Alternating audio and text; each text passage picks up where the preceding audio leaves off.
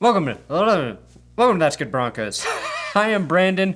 Just assume nothing good will happen to the Broncos until John Elway asexually reproduces himself and gives duplicate Elway to the Broncos to be their next quarterback, Perna. Shelby Harris ended up testing positive for coronavirus, so he's out.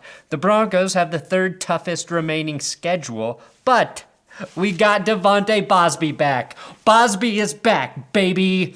We complained enough on Twitter, and we got him. It's already week 10, somehow, and the Broncos are playing their first ever game against the Raiders in Las Vegas. The Raiders are playing surprisingly well in their first season in the desert, advancing to 5-3 last week after the Chargers saw a chance at victory and said, "No thanks, that's not for us." The Broncos have gone win-loss in their last 4 games, so hopefully they can follow that trend and then immediately stop following that trend. Or just win. Let's just say it that way. This is the Broncos Raiders preview episode. That's good, Broncos.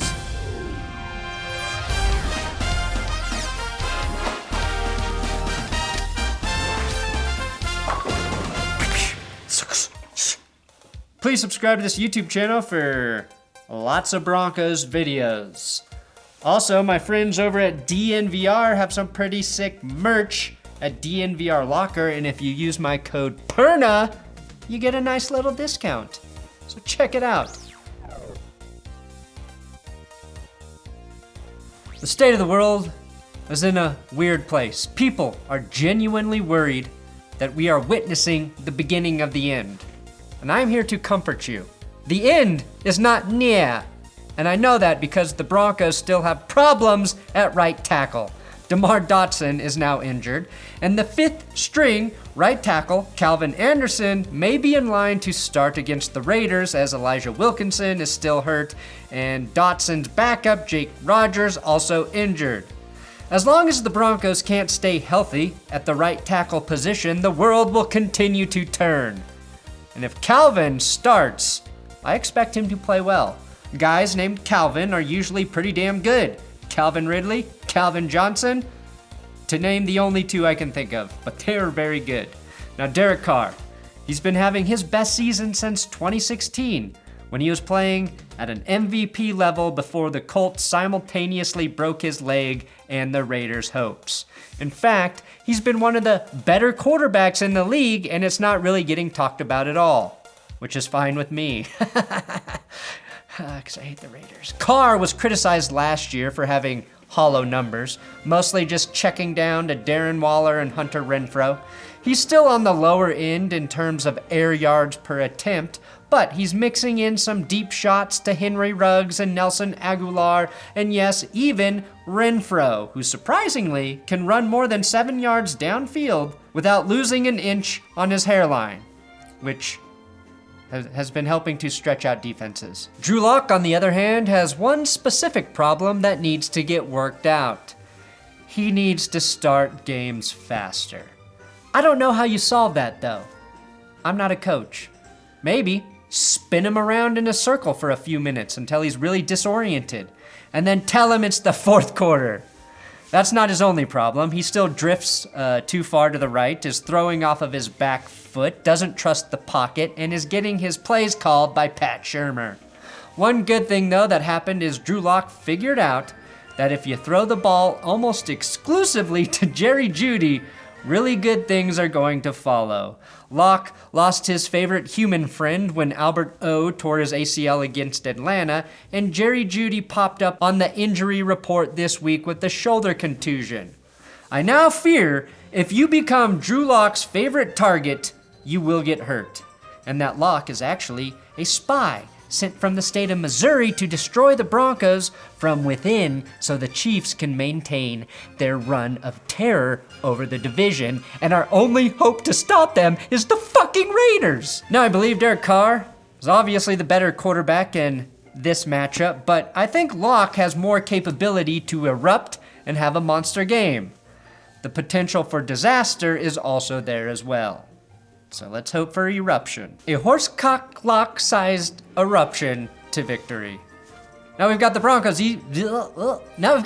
offense versus the Raiders defense. The only, what? Not reading words, right? Broncos offense versus Raiders defense. The 2020 draft will provide an ongoing evaluation between the Broncos and the Raiders wide receivers, Henry Ruggs and Jerry Jeudy, both from Alabama, and the Bama receivers were selected at spots 12 and 13. Ruggs, of course, by the Raiders and Jeudy by the Broncos. This very week, Jeudy is coming off of his best game as a pro, 125 receiving yards, 1 touchdown, and praised by head coach Vic Fangio and the national media for his elite ankle-breaking and defender-embarrassing route running. The indication, I love the little moss him like I'm going deep and sitting it down on him. That's you, I like it. Throw it, sit down. I like you, boy, you nice. Ruggs, who has had some injury issues early this season, was criticized by John Gruden after a win this week because he couldn't get his feet down inbounds for a catch here. On the season, Jerry Jeudy is outperforming Henry Ruggs with 30 receptions, 484 yards, and 2 tutties. Ruggs has 10 catches for 220 yards and a long of 72 that came in Ruggs' best game with that Raiders win over the Chiefs. Ruggs has also benefited from playing with just one quarterback this season, a veteran QB, albeit Derek Carr, who is earning high praise for his 112 and 165-yard passing performances against the Browns and Chargers. Still, even without a ton of production, you have to game plan for Ruggs' speed, and it opens up guys like Hunter Renfrow and Darren Waller. He's like a poor man's Tyreek Hill, who won't spend all of eternity in hell. The Broncos have been losing the turnover battle. They're tied for second worst in the NFL with the Eagles at -7 on the season. The Raiders aren't much better at -4, but this actually is a sign of how vanilla the Raiders defense has been. Derek Carr has thrown just 2 interceptions, and his team is still -4 in turnover ratio. The Vegas D has just 3 interceptions and 2 fumble recoveries. Like most cautious gamblers, they're losing money to the house, but coming back for more because it's that close. At least the Broncos suck in the turnover category because their revolving door of quarterbacks have combined for 12 picks and a few Melvin Gordons. That's what we call fumbles now in Denver. Justin Simmons has 3 of those interceptions, 1 in each of the last 2 games, plus a fumble recovery. So without him, Denver might be even worse than the worst Cowboys in the turnover department. Here's an interesting observation. The Raiders, Falcons, Broncos, Chargers are 9th, 10th, 11th, and 12th worst in points allowed per game. Those are also the 3 teams Denver will have played consecutively after Sunday. Does this mean anything? I'm not Alex Jones, so probably not, but maybe it means that the Broncos score around 30 points like they have the last couple weeks. The Broncos hit a stretch of defenses where we should really be seeing the offense take a leap forward. And maybe it sort of has, at least in the 4th quarter. It would just be nice not to do it all at the fucking end of the game. Broncos defense versus Raiders offense. Bosby is back. Praise be, Devontae Bosby is back. The 3rd best corner is back. The Cardinals cut Bosby, and the Broncos swooped in and claimed him off of waivers.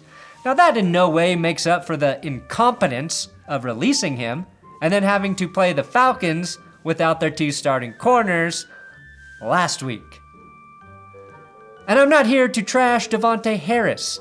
On a human level, he and I both know the hell that comes with living in Wichita, Kansas. He's a good dude, but I think the Broncos win last week if Bosby were playing in his place, which would have put the Broncos 1 game back in the playoff race. I don't think Bosby is a cure-all or a shutdown corner or anything like that, but from what we have seen, it's fair to say he probably would have helped prevent Atlanta from scoring maybe 1 touchdown last week, and that would have had the Broncos in the game. Now, tight end Darren Waller is the Raiders' leading receiver in yards. Renfrow is actually second, but shout out to Nelson Aguilar, who has 5 touchdown receptions and 6 plays of 20 yards or more. Seeing Aguilar beat the drop bug he had last season gives me hope America can beat the bug it's currently facing. just 2 drops for Aguilar this year. And let me actually clear something up.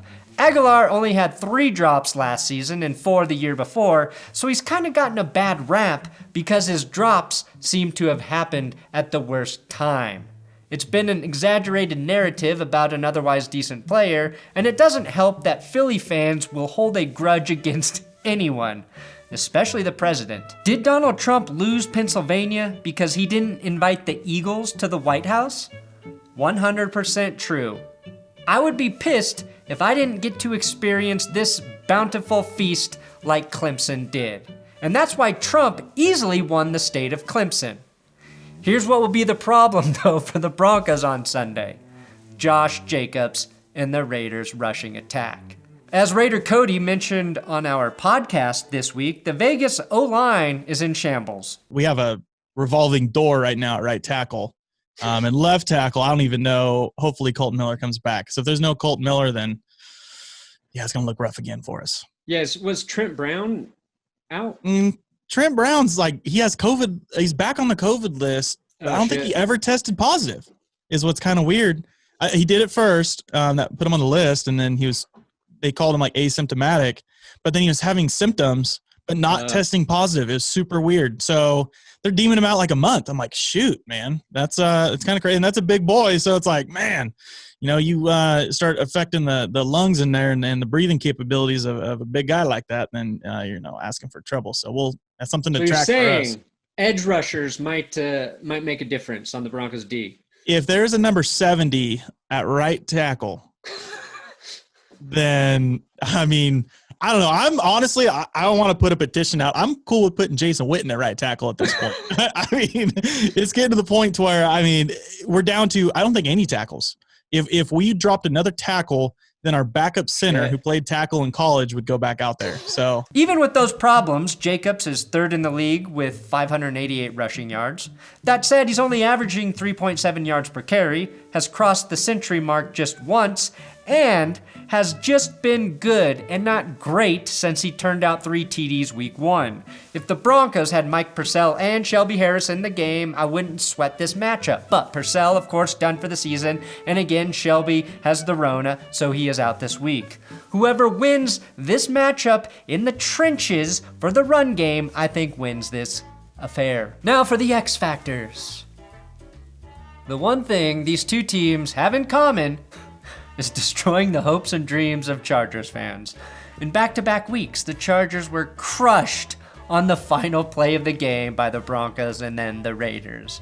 That makes me believe this Broncos-Raiders game is poised for a tie. X Factor 2, Devontae Booker. Holy shit, Booker was the Raiders' leading rusher last week against the Chargers. 68 yards on 8 carries and a tutty. Book's averaging 6.8 yards per carry behind that Raiders' banged-up offensive line. And just erase his -1 rushing yard week 2 against the Saints, because he's been pretty good. We also saw Isaiah McKenzie score a touchdown for the Bills last weekend, so I just assume this is a bad omen for the Broncos. Next thing we know, Royce Freeman is going to lead the league in rushing yards for the Steelers or whoever. X Factor 3, Broncos special teams coach Tom McMahon needs to go or channel his inner big dickedness. Last week, he was the guy who nixed the long McManus field goal attempt, and not Fangio like I guessed during the game. Every decision McMahon has made this season has been fucking wrong, all the way down to the socks he chooses to wear, and it's why the Broncos still rank dead last in special teams performance. If the Broncos were competitive this season, this would be a major area of concern that we would all be bitching about. So I see you, Tom. X Factor 3, health. Jerry Jeudy needs to be 100% in this game. Locke has thrown his way 24 times in the last 2 weeks, and Jeudy has grabbed 11 of those for 198 yards. The Raiders are giving up the 7th worst, 267 passing yards per game, so I think a healthy Jerry Jeudy is key to a Broncos win, but that remains to be seen. Judy's final status for this game is questionable. So, this is a very winnable game for the Broncos. The Raiders' O-line is in worse shape than Denver's, but I have to go with Vegas. Mainly because the last time I picked the Broncos to lose, they beat the Chargers. So I will stick with what works until proven otherwise, unlike Pat Shurmur. Whew. Raiders win 33-30. Thanks for watching another episode of That's Good Broncos here on YouTube. Don't forget the That's Good Broncos podcast is available wherever you listen to podcasts, so subscribe to that shit or don't. No pressure from me.